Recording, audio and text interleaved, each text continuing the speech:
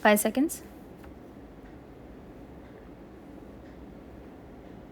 Mr. Vice Chairman, the Minister of Railways has given us some impressive figures regarding route mileage, the number of passenger trains that run every day, the number of goods trains that run every day, the number of millions of passengers who travel by train.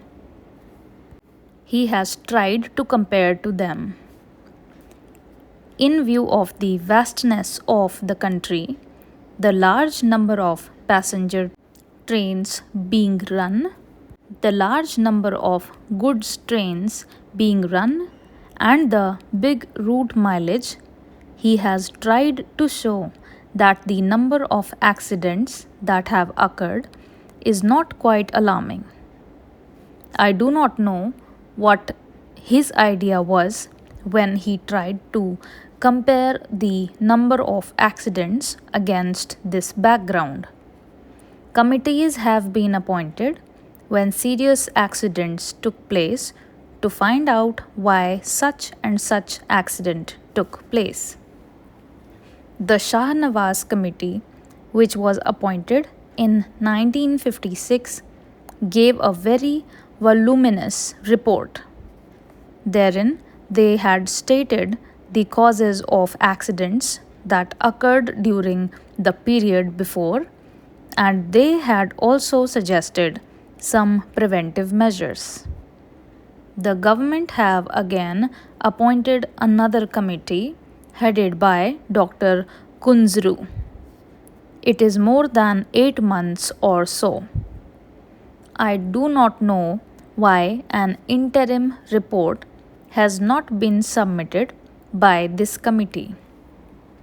It would have been better, at least for discussion on such an important subject like this, if that committee had submitted an interim report. We could have offered more constructive suggestions.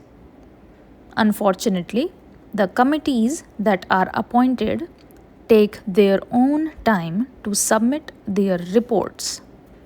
Maybe the government is partly responsible for they may not be cooperating with the committee in giving all the material that is necessary for the committee to come to some sort of conclusions and gave their findings on such an important question.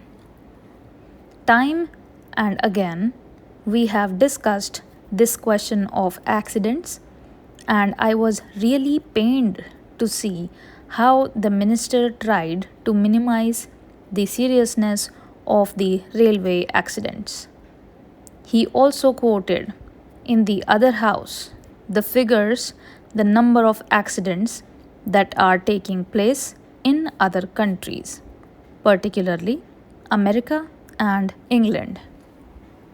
The conditions that are obtaining in these countries and that are obtaining in India are totally different. There, many of the accidents take place not because of follies, not because of the limitations under which those railways work, but mostly because of the environment that there has been in those countries. So, he did not mention the figures here but took refuge under the guise that our railways work much better than the railways work in other countries and that the rate of accidents in India is much lower than the rate of accidents in America or England. Sir, by having this discussion, the Railway Board and the Railway Ministry should be able to learn some lessons, and if they are prepared to implement the salient suggestions that will be made by the members, then many of these discussions will not take place, and many of these accidents that take place these days will not occur. It has now become almost an everyday affair. after the statement was made by the Honorable Minister, in this house and the other house, another accident had occurred to a deluxe train. It is therefore incumbent and imperative on the part of the Railway Ministry to see whether they could avoid these accidents. Many of the accidents that have occurred not because they are accidents but because of the wrong things done by the Railway Ministry. When a train leaves the station, care is not taken to see whether it has a defective engine, defective locomotive, whether proper check was made of it, whether the bogies that are attached to the train are properly checked up, whether the screws and bolts that are there are properly placed in their proper places, and so on. These are all things which, if properly inspected, will show whether the train is fit for travel or not, and if these things are properly adhered to, many of the accidents will not occur. A member in the other house has reported a statement from the statesman of Calcutta that the loco shed people asked the driver of a particular train to somehow manage, even though he complained that he could not take the train. He tried to manage.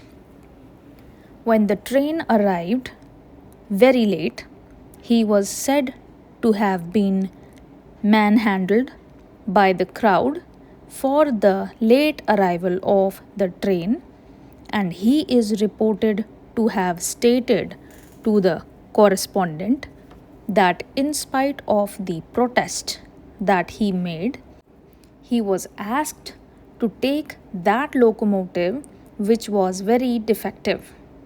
Last year, similar accidents occurred, for instance, the Ranchi accident.